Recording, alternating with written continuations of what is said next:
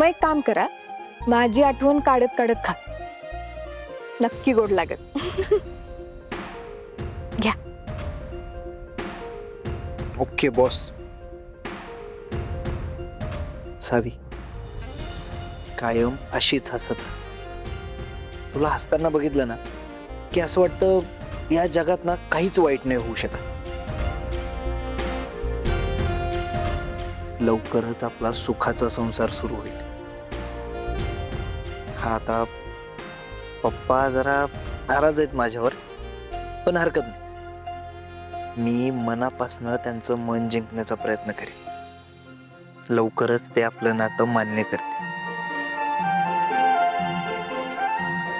विश्वास ठेव माझ्या, सगळं व्यवस्थित होईल. आणि मला तुमच्यावर पूर्ण विश्वास आहे.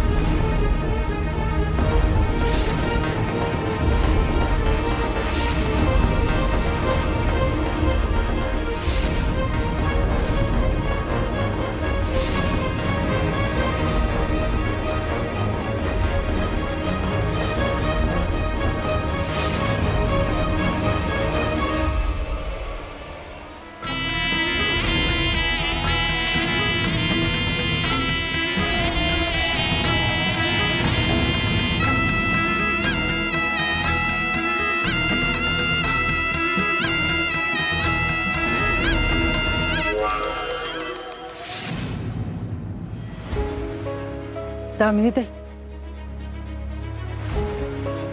काय हो, काय राहिलंय का? नाही, मला जरा बोलायचं होतं तुमच्याशी. बोला ना. ते आमचे हे मगाशी तुमच्याशी आणि धैर्यरावांशी वाटेल तसं बोलले ना, म्हणून माफी मागते मी तुमची. त्याचं काय आहे, इतक्या वर्षांनी घरी आलेत ना ते, मग त्यांच्या मनातली तेढ अशी पटकन नाही जायची हो. समजू शकते, तुम्ही नका काळजी करू. आपल्या पोरांचा संसार आता कुठे सुरू होतं. त्यांच्या बोलण्याचा परिणाम माझ्या सावीवर. हो, सावी मला माझ्या मुलीसारखी आहे. तुम्ही उगाच सावीची काळजी करताय. दामिनी मॅडम, उद्या सकाळी मी घरी येईन. तुला हवं तेव्हा घरी ये. तिकडची काळजी करायची गरज नाहीये. नाही तसं नाही, नीता वहिनी आणि अवंती वहिनी दोघी नाही आहेत ना, म्हणून. अगं माहितीये मला, पण मी आहे ना. नीता वहिनींचाच फोन आहे, आले.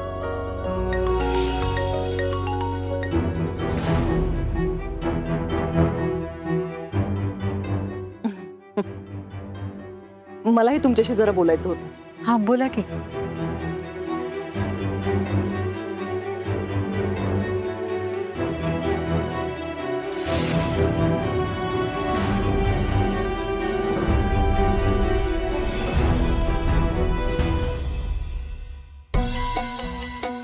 काय मामी, काय अवस्था झाली तुझी का? हा, अरे दादा काय बोलतोय? मी काय बोलतोय? अरे तिच्या अवस्था तरी बघ की. अरे मग हीच अवस्था होणार की. मामीच्या पोरीच्या कर्माची फळं स्वतःच्या डोळ्याने बघावी लागतात तिला. मग त्रास होणारच की.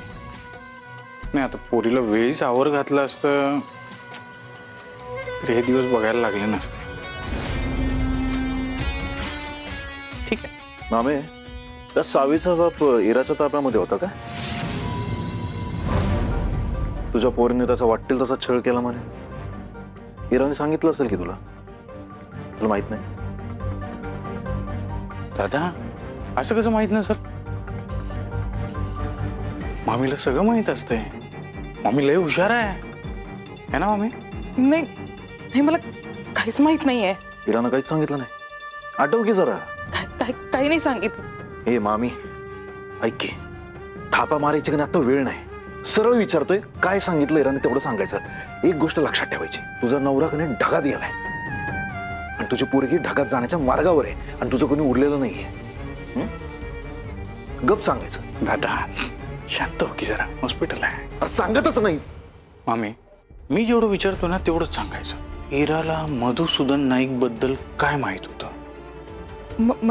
मधुसूदन मधुसूदन नाईक नाही, पण त्याला इरा नाही माहित. मामी माहित होता ना. बरं तो इतकी वर्ष कुठं होता? नाही माहित. हे मामी, अगं स्वतःच्या जीवाची काळजी म्हणून तर सांग की. गप्प राहिलीस का नाही तर तुझंच नुकसान आहे बरं का. बोल लवकर, इरान काय सांगितलंय तुला? सांग लवकर. बोल ना लवकर, काय सांगितलं इरान तुला? सांग. हॅलो काय? हॅलो मिस्टर, पेशंटला का त्रास देताय तुम्ही? चला बाहेर चला प्लीज. डॉक्टर नाही बाहेर चला प्लीज, बाहेर चला.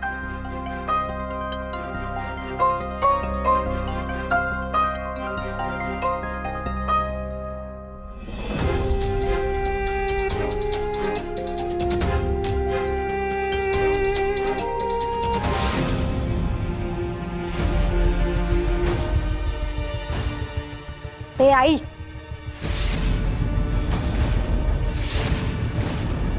हिरा तू बरी आहेस? मग डॉक्टर, हॉस्पिटल, हे सगळं काय आहे? मी बरी आहे, काही नाही झालंय मला. तू काय फालतूचं रडगाणं लावलंयस ग? केव्हापासून रड रड रड रड रड. मी जे सांगते ते नीट ऐक. ही गोष्ट कोणालाही कळता कामा नाही आणि इथून पुढे मी जे सांगेल ते आणि तसंच करायचं. कळतं की नाही?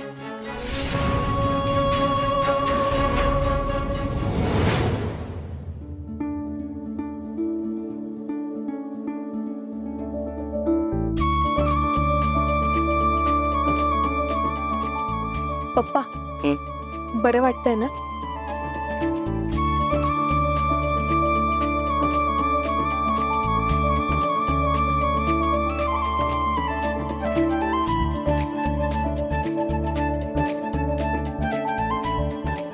पप्पा, तुम्हाला आठवतंय लहान असताना रात्री झोपायच्या आधी असंच माझ्या पायांना मालिश करून द्यायचं तुम्ही?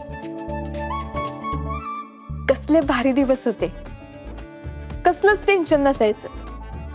असं वाटायचं की बाहेर काही होऊ दे, माझ्या पप्पांकडे सगळ्या प्रश्नांची उत्तर आहे.